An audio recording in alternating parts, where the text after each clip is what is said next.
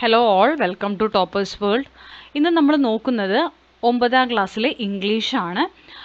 9th English പുതിയ പാഠപുസ്തകമാണ്. ഇംഗ്ലീഷിലെ ആദ്യ യൂണിറ്റാണ് hours and years. Hours and ഇയേഴ്സിലെ ആദ്യ chapter half a day. Half a ഡേയുടെ മുഴുവനായിട്ടുള്ള ചാപ്റ്ററിൻ്റെ മലയാളം എക്സ്പ്ലനേഷൻസ്, അതുപോലെ തന്നെ അതിൽ ഇൻട്രൊഡക്ഷനിലെ യൂണിറ്റിൽ വരുന്ന ക്വസ്റ്റ്യൻസിൻ്റെ ആൻസേഴ്സ് എല്ലാം നമ്മൾ പാർട്ട് 1 ക്ലാസ്സിൽ ചെയ്തിട്ടുണ്ട്. ഇത് നമ്മളുടെ പാർട്ട് 2 ക്ലാസ്സാണ്. ഇതിൽ നമ്മൾ ക്വസ്റ്റ്യൻ ആൻസേഴ്സ് ആണ് ഉൾപ്പെടുത്തിയിരിക്കുന്നത്. അപ്പോൾ എല്ലാവർക്കും നമ്മുടെ പുതിയൊരു ക്ലാസ്സിലേക്ക് സ്വാഗതം. ക്ലാസ് തുടങ്ങുന്നതിന് മുമ്പ് നമ്മുടെ ഈ ചാനൽ ആദ്യമായി കാണുന്നവരാണ് നിങ്ങളെങ്കിൽ സബ്സ്ക്രൈബ് ചെയ്തൊന്ന് സപ്പോർട്ട് ചെയ്യാൻ വേണ്ടി ശ്രമിക്കുക. ക്ലാസ്സുകൾ നിങ്ങൾക്ക് ഉപകാരപ്പെടുന്നു എന്ന് തോന്നുകയാണെങ്കിൽ ഒന്ന് ലൈക്ക് ചെയ്യാനും ഷെയർ ചെയ്യാനും മറക്കരുത്. അപ്പോൾ നമുക്ക് നോക്കിയാലോ ഹാഫ് എ ഡേയിലെ ക്വസ്റ്റ്യൻ ആൻസേഴ്സ്. ഈ ഹാഫ് എ ഡേ എന്നുള്ള ചാപ്റ്ററിൻ്റെ ഡീറ്റെയിൽഡ് ആയിട്ടുള്ള മലയാളം സ്റ്റോറി അറിയണമെങ്കിൽ നിങ്ങൾ പാർട്ട് 1 ക്ലാസ് കാണുക. അത് നമ്മളിതിൽ ലിങ്ക് കൊടുക്കുന്നുണ്ട്, ഡിസ്ക്രിപ്ഷനിൽ അതിൻ്റെ ലിങ്ക് കൊടുക്കുന്നതായിരിക്കും. നിങ്ങൾക്കത് കിട്ടിയില്ലെങ്കിൽ നിങ്ങൾ കമൻറ്റ് ചെയ്ത് ചോദിക്കൂ, ഞാൻ ലിങ്ക് നിങ്ങൾക്ക് ഷെയർ ചെയ്ത് തരാം. അപ്പോൾ നമ്മളുടെ ആദ്യ ക്വസ്റ്റ്യൻ വരുന്നത്, my delight in my new clothes however was mixed. Why does the child have mixed feelings about his new clothes? അതായത് അവൻ ധരിച്ചിരിക്കുന്ന പുതിയ വസ്ത്രങ്ങളുടെ കാര്യത്തിൽ അവൻ ഹാപ്പി ആയിരുന്നു, പക്ഷെ എന്നിരുന്നാലും അവൻ്റെ ഫീലിങ്സ് മിക്സഡ് ആയിരുന്നു, മാറി മാറി വന്നുകൊണ്ടിരുന്നു. എന്തുകൊണ്ടാണ് ആ കുട്ടിക്ക് ഇങ്ങനെ മിക്സഡ് ഫീലിങ്സ് അവൻ്റെ ക്ലോത്ത്സിനെ കുറിച്ചേ വന്നത്? ഇത് കുറച്ചുകൂടി ഡീറ്റെയിൽ ആയിട്ടുള്ള മലയാളം മീനിങ് ആണ്. പുതിയ ഡ്രസ്സുകളിൽ അവന് സന്തോഷമുണ്ടായി. എനിക്ക് സന്തോഷമുണ്ടായിരുന്നെങ്കിലും ആ സന്തോഷം സമ്മിശ്രമായിരുന്നു. എന്തുകൊണ്ടാണ് ആ കുട്ടിയുടെ സന്തോഷം സമ്മിശ്രമായിരുന്നത്? ഉത്തരം, the child has mixed feelings about his new clothes. Although he was happy about his new clothes, he was unhappy that he was taken away from his home and sent to a school. എന്തായിരുന്നു അതിന് reason? അവൻ്റെ പുതിയ വസ്ത്രങ്ങൾ, അവൻ ധരിച്ചിരിക്കുന്ന വസ്ത്രങ്ങളെ കുറിച്ച് ഓർത്ത് അവൻ ഹാപ്പി ആയിരുന്നു, പക്ഷേ എന്നിരുന്നാലും സ്കൂളിലേക്ക് പോകാൻ അവന് ഇഷ്ടമുണ്ടായിരുന്നില്ല. അതുമൂലം അവൻ അൺഹാപ്പി ആയിരുന്നു. സോ ഫീലിങ്സ് മാറി മാറിക്കൊണ്ടിരുന്നു. അടുത്ത ചോദ്യം, what help does the boy expect from his mother? മദറിൽ നിന്ന് എന്ത് സഹായമാണ് ഈ ബോയ് എക്സ്പെക്ട് ചെയ്തത്, പ്രതീക്ഷിച്ചത്? ഉത്തരം, അവൻ്റെ അമ്മയിൽ നിന്നും എന്ത് സഹായമാണ് ആ കുട്ടി പ്രതീക്ഷിച്ചത്? മലയാളം മീനിങ് ആണ്. ഉത്തരം വരുന്നത്, the boy expects his mother to tell his father bring back the boy to home rather than going to school. എന്താണ്? സ്കൂളിലേക്ക് പോവാണ്ട് വീട്ടിലേക്ക് എന്നെ തിരിച്ച് കൊണ്ടുവരാൻ അമ്മ പറയുമെന്നായിരുന്നു ആ കുട്ടി വിചാരിച്ചത്. അച്ഛനോട് അമ്മ അങ്ങനെ പറയും എന്ന് എക്സ്പെക്റ്റ് ചെയ്തു. അടുത്ത ചോദ്യം, how does the author describe the sights on the way to school? സ്കൂളിലേക്ക് പോകുന്ന വഴിക്ക് കാണുന്ന ആ ഒരു കുറേ കാര്യങ്ങൾ കാണുന്നു അല്ലേ? ആ സീൻസ് ഒക്കെ എങ്ങനെയാണ് ഇവിടെ കഥാകാരൻ നമുക്ക് വിവരിച്ച് തന്നിരിക്കുന്നത്? Describe the sights you see on your way to school ആണ്. നിങ്ങളുടെ സ്കൂളിലേക്ക് പോകുമ്പോൾ നിങ്ങൾ കാണുന്നത് വിശദീകരിക്കാൻ പറഞ്ഞിട്ടുണ്ട്. അപ്പം നമുക്ക് ആദ്യത്തെ ചോദ്യത്തിന് ഉത്തരം നോക്കാം. The author describes the sights on the way to school by saying that the street was lined with gardens. ആ സ്ട്രീറ്റ് കംപ്ലീറ്റ് അതിൻ്റെ ആ സ്ട്രീറ്റിൻ്റെ രണ്ട് സൈഡിലും പൂന്തോട്ടങ്ങളായിരുന്നു. On both sides there were extensive fields with crops. രണ്ട് സൈഡിലും എന്താണ്? ഒരുപാട് ധാന്യങ്ങളുടെ ക്രോപ്സിൻ്റെ ഫീൽഡുകളുണ്ട്, പാടങ്ങളുണ്ട്. Prickly pears, henna trees and a few date palms. അതായത് ഡേറ്റ്സിൻ്റെ, ഹെന്ന ട്രീസിൻ്റെ, പിയർ ട്രീസിൻ്റെ എല്ലാം ഗാർഡൻ നമുക്ക് അവിടെ കാണാൻ കഴിയുമായിരുന്നു. ഇനി അവർ തന്നിരിക്കുന്ന സെക്കൻഡ് ക്വസ്റ്റ്യൻ ആണ്, describe the sights you see on your way to school ആണ്. നിങ്ങൾ സ്കൂളിലോട്ട് പോകുന്ന വഴിക്ക് കാണുന്ന സീനുകൾ അത് നിങ്ങൾ എഴുതേണ്ടതാണ്. ഇതിൻ്റെ ഉത്തരങ്ങൾ നിങ്ങൾക്ക് വേണമെന്നുണ്ടെങ്കിൽ നിങ്ങളൊന്ന് കമൻറ്റ് ചെയ്തോളൂ. അപ്പം ഞാൻ അവർക്ക് മാത്രം ഇത് നമ്മൾ ചെയ്തിട്ട് അതിൻ്റെ വീഡിയോയുടെ ലിങ്ക് ഷെയർ ചെയ്ത് തരാം. School's not a punishment. It's the factory that makes useful people out of children. School ഒരു സ്ഥാപനമോ ഫാക്ടറിയോ ഒന്നുമല്ല. സ്കൂളിലാണ് കുട്ടികളെ എങ്ങനെ പ്രൊഡക്റ്റീവ് ആക്കാം, എങ്ങനെ നല്ല യൂസ്ഫുൾ മനുഷ്യരാക്കാം എന്നുള്ളത് ആക്കിയെടുക്കുന്ന ഒരു സ്ഥലമാണ് സ്കൂൾ. നിങ്ങൾ ഈ സ്റ്റേറ്റ്മെൻറ്റിനോട് എഗ്രി ചെയ്യുന്നുണ്ടോ? Do you agree with these statements? ഈ പ്രസ്താവനയോട് നിങ്ങൾ യോജിക്കുന്നുണ്ടോ? Give reasons. ഉണ്ടെങ്കിലും ഇല്ലെങ്കിലും നിങ്ങൾ റീസൺ എഴുതണം. ഇപ്പോൾ യെസ് ആണ്, എഗ്രി ആണെങ്കിലും നിങ്ങൾ അതിനുള്ള കാരണം എഴുതണം. നോ ആണ് നിങ്ങളുടെ ഉത്തരമെങ്കിലും നിങ്ങൾ അതിനുള്ള കാരണം എഴുതണം. അപ്പം നമുക്ക് ഉത്തരം നോക്കാം.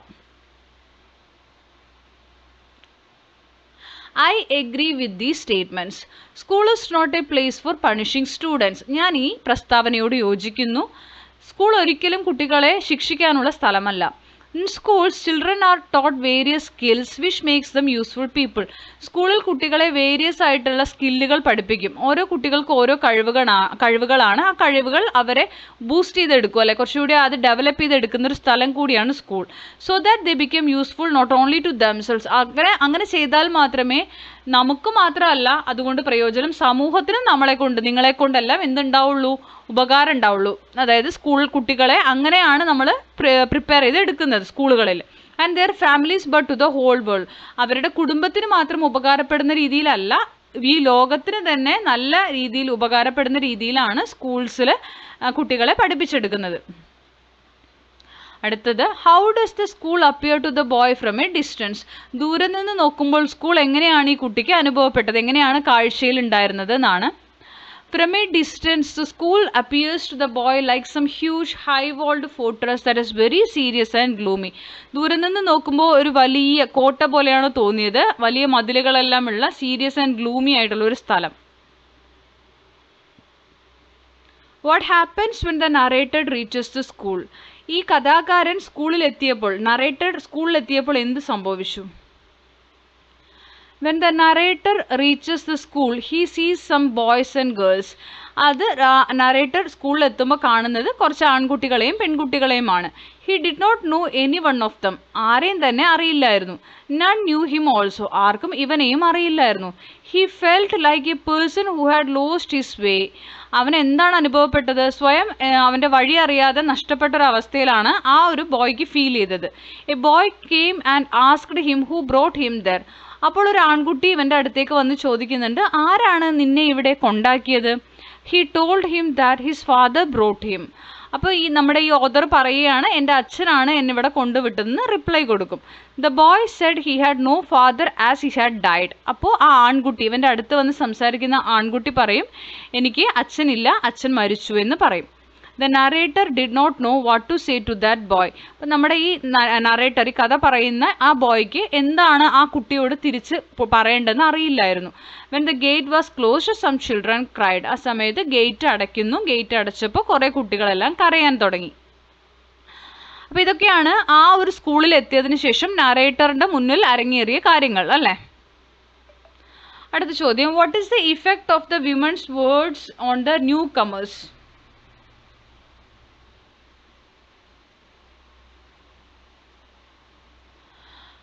അപ്പോൾ അവിടെ ഒരു ലേഡി വരും, ഒരു ടീച്ചറെ പോലെ ഒരു ലേഡി വരും. എന്നിട്ട് ന്യൂ കമേഴ്സിൻ്റെ അടുത്ത് അവർ കുറച്ച് കാര്യങ്ങൾ സംസാരിക്കുന്നുണ്ട്. അത് കുട്ടികൾ എന്ത് ഇഫക്റ്റാണ് ഉണ്ടാക്കിയതെന്നാണ് ചോദ്യം. The newcomers felt some satisfaction at the women's words. അപ്പോൾ പുതിയതായി വന്നിട്ടുള്ള കുട്ടികൾക്ക് ആ സ്ത്രീയുടെ വാക്കുകൾ കേട്ടപ്പോൾ കുറച്ച് സംതൃപ്തി, സാറ്റിസ്ഫാക്ഷൻ ആയി. The woman told them that this was their new home. ആ സ്ത്രീ അവരോട് പറഞ്ഞത്, ഇത് നിങ്ങളുടെ പുതിയ വീടാണ്. There were mothers and fathers there. ഇവിടെ അമ്മമാരും അച്ഛന്മാരും ഒക്കെ ഉണ്ട്. There was everything there to live. ഇവിടെ എല്ലാം ഉണ്ട്, നിങ്ങൾക്ക് ജീവിക്കാനുള്ളതും എൻജോയ് ചെയ്യാൻ, and useful to get knowledge, നിങ്ങൾക്ക് അറിവ് ലഭിക്കാനുള്ളതുമായിട്ടുള്ള എല്ലാം ഇവിടെ ഉണ്ട്. So the children should dry their ears and look happy. കണ്ണുനീര് തുടച്ചിട്ട് എന്ത് ചെയ്യുക? ഹാപ്പി ആയിട്ട് ഇരിക്കുക എന്നൊക്കെ പറയും. അപ്പോൾ കുട്ടികളും അതുപോലെ തന്നെ അവരുടെ കണ്ണുനീരൊക്കെ തുടച്ച് ഹാപ്പി ആയിട്ട് ഇരുന്നു. അടുത്ത ചോദ്യം, how does the narrator's perception of school change when he begins to interact with other children? അപ്പോൾ നറേറ്റർ ആദ്യം വരുമ്പോൾ സ്കൂളിലോട്ട് വരാൻ തീരെ താല്പര്യമില്ലായിരുന്നു, അല്ലേ? പക്ഷേ ആ ഒരു ആറ്റിറ്റ്യൂഡ് ചേഞ്ച് ആയി. എപ്പോൾ? കുട്ടികളുമായിട്ട്, വേറെ കുട്ടികളുമായിട്ട് കമ്മ്യൂണിക്കേറ്റ് ചെയ്യാനും ഇൻ്ററാക്ട് ചെയ്യാനും ഒക്കെ തുടങ്ങിയപ്പോൾ, അല്ലേ? അതെങ്ങനെയായിരുന്നു? The narrator's perception of school changes in a positive way. നല്ല രീതിയിലാണ് മാറിയത്. When he begins to interact with other children. വേറെ കുട്ടികളുമായിട്ട് ഇൻ്ററാക്ട് ചെയ്യാൻ തുടങ്ങി, മിങ്കിൾ ചെയ്യാൻ തുടങ്ങിയപ്പോൾ അവൻ്റെ ആറ്റിറ്റ്യൂഡ് മാറി. അവൻ happy ആവാണ്. He soon makes friends with some boys and falls in love with some girls. ആൺകുട്ടികൾ ചിലവരുമായിട്ട് ഫ്രണ്ട്ഷിപ്പായി, ചില പെൺകുട്ടികളോട് അവന് ഇഷ്ടവും തോന്നി. ഇങ്ങനെ അവൻ്റെ ആറ്റിറ്റ്യൂഡ് ഒരു പോസിറ്റീവായിട്ട് മാറുകയാണ് ചെയ്തത്. അടുത്ത ചോദ്യം, I had never imagined school would have this rich variety. What does the speaker mean by rich variety? ഞാൻ ഒരിക്കലും വിചാരിച്ചില്ല ഇത്ര സമ്പന്നമായിട്ടുള്ള, അതായത് വിവിധ തരത്തിലുള്ള കാര്യങ്ങൾ ഇവിടെ ഉണ്ടാകുമെന്ന് വിചാരിച്ചില്ല എന്ന് പറയുന്നുണ്ട്. എന്തായിരുന്നു ആ റിച്ച് വെറൈറ്റി?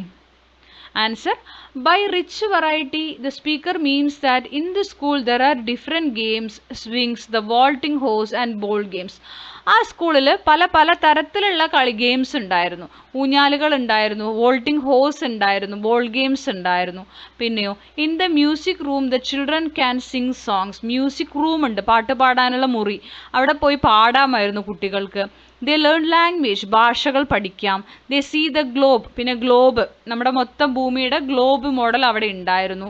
ദേ ലേൺ നമ്പേഴ്സ്, നമ്പറുകൾ പഠിച്ചു.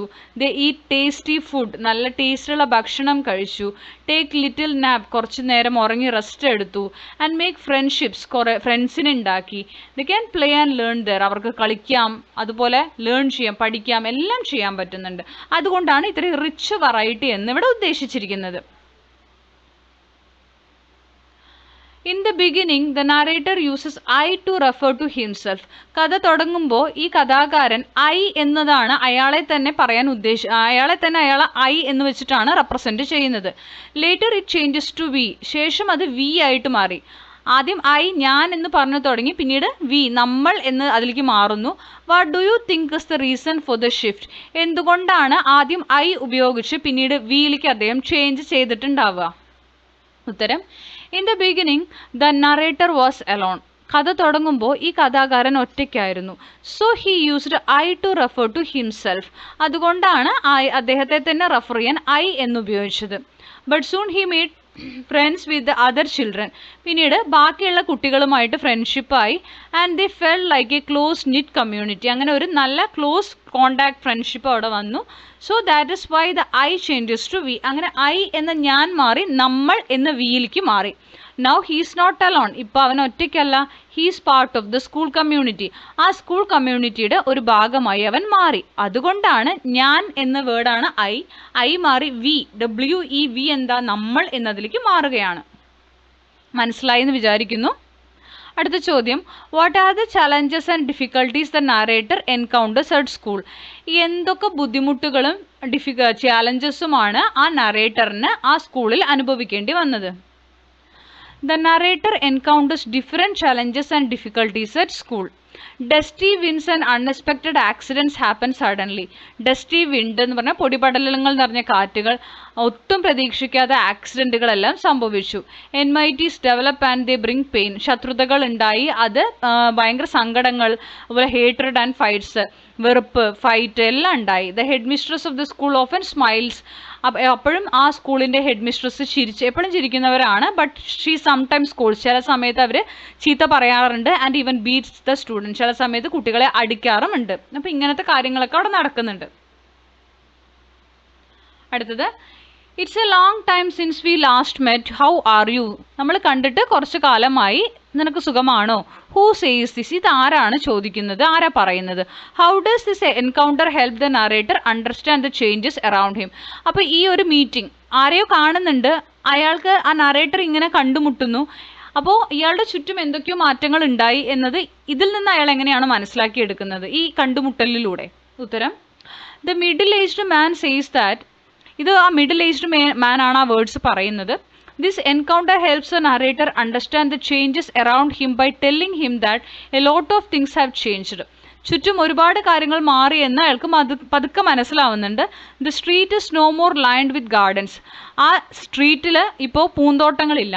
It is full of vehicles and people. മുഴുവൻ വാഹനങ്ങളും ജനങ്ങളും മാത്രം. There are heaps of rubbish on the sides of the street. സ്ട്രീറ്റിൻ്റെ രണ്ട് സൈഡിലും എന്താണ്, മാലിന്യങ്ങൾ അടിഞ്ഞു കൂടിയിട്ടുണ്ട്. The fields are no more seen. ഇപ്പോൾ ആ ഒരു പാടങ്ങളൊന്നും കാണാനേ ഇല്ല.